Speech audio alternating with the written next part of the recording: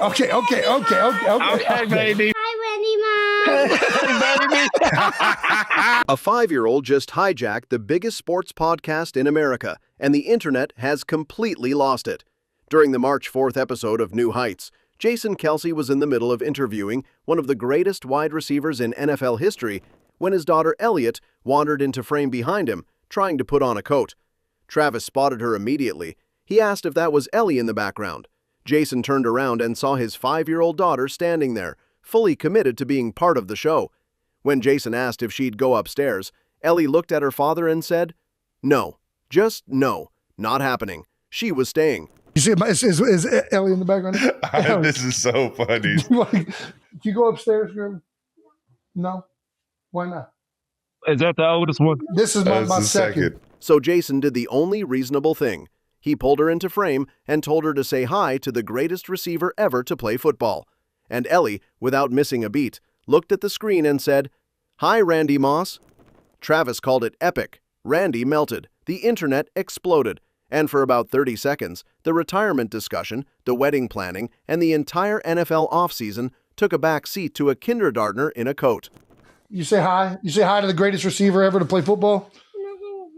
Say hi to Randy Moss. Are you guys going to pick up Wyatt right now? All right. Hi, Wendy Mom. So epic. Hello, sweetheart. How are you?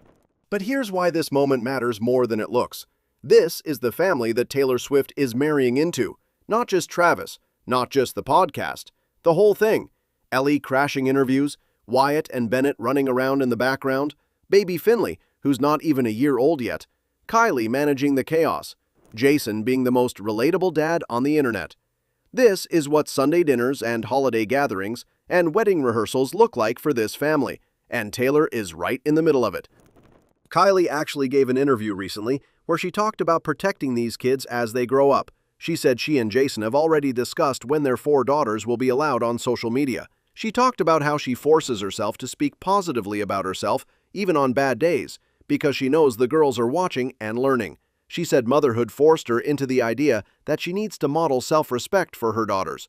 That's the environment Taylor is entering, a family that's fiercely protective of their kids, while simultaneously letting a 5-year-old crash a podcast with an NFL Hall of Famer, because that's just how Tuesdays work in the Kelce house. And speaking of family dynamics, Donna Kelce just gave us one of the most telling details about Taylor's private life. During the reunion episode of a major reality competition show that Donna competed on, she confirmed that Taylor watches the show at home. She said Taylor is a watcher, and so is her family.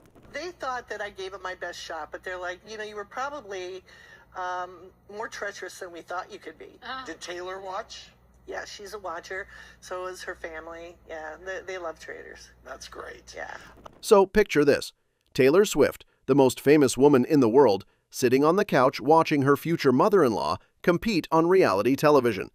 That's the kind of normal, low-key family behavior that never makes headlines, but tells you everything about how this relationship actually works behind the cameras. Taylor isn't just dating Travis. She's invested in Donna's reality TV journey. She's watching the episodes. She's probably texting Donna about eliminations. Meanwhile, Taylor's mom Andrea was spotted at the Sundance Film Festival earlier this year with Donna. Just the two of them. No Taylor, no Travis. The mothers attending events together, arm in arm, building their own friendship independently of their children. Sources say this growing bond between the moms reflects how serious the couple is about their future. And when you combine that with Donna publicly shading past girlfriends, Kylie defending Donna's competitive honor on podcasts, and Ellie casually saying hi to NFL legends on camera, what you're seeing is a family that is already operating as one unit. I thought she would have done well if she had been a trader but teamed up with the other traders. Yes. I feel like she could have hung in there a little longer. I do think my husband pointed out that there's a lot of groups in the way that the reality TV groups hang out. Yeah. And she was the odd man out. And so she was the secret trader, and I'm still mad about it. The wedding hasn't happened yet, but the merger is complete. Now, here's a detail that connects the family side to the music side in a way nobody expected.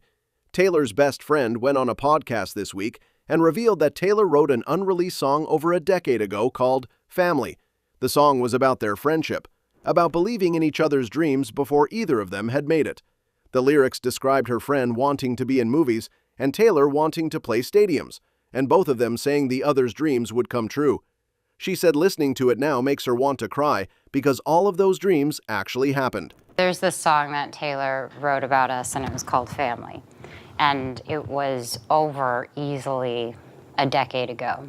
Insinuating in the lyrics, without quoting it, is basically saying you have these amazing dreams, you want to be in movies.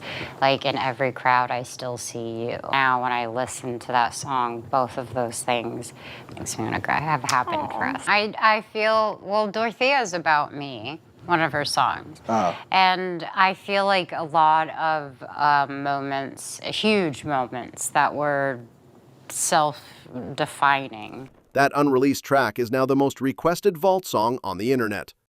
But here's why the song title matters right now. Family. Taylor wrote a song called Family about the people who believed in her before anyone else did.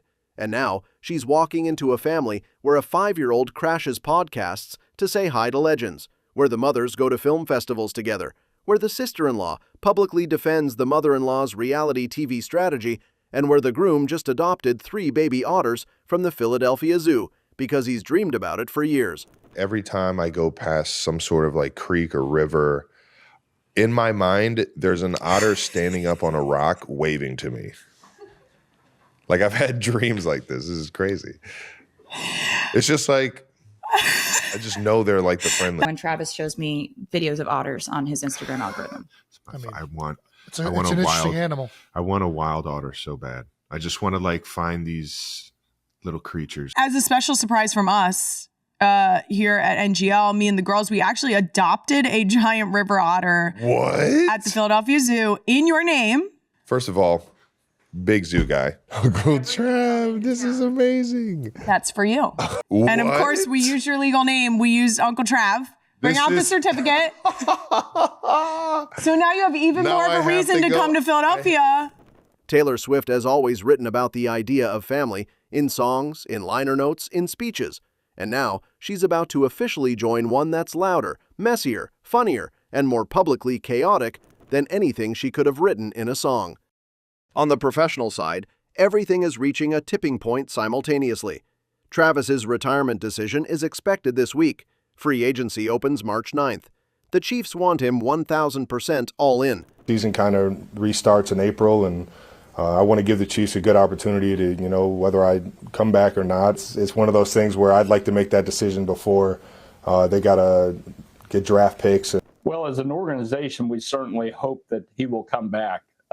He had another great year. We've kind of taken a different approach with Travis in the sense that I think, we've kind of prepared for either scenario. And Coach had mentioned on Friday, he's had great dialogue with Travis on our end, myself, Crochet, Travis's crew. We've had some good dialogue there. Travis is the best. He's an icon, and hopefully he comes back, and we'll just kind of let that process play out. I'm not trying to put words in his mouth at all, and I try to give him some space here. He's been doing this a long time, and he can sort all that out as he goes forward. But we're proceeding with that, and there is communication going on. That's the main thing, Sam. And so I always go, I've said this before to you, just as long as there's communication, I'm good. That means people want to move forward. I think, I've talked to a few people in the facility already, having the exit meetings and everything. And they know where I stand, at least right now. And I think there's a lot of love for the game. If my body can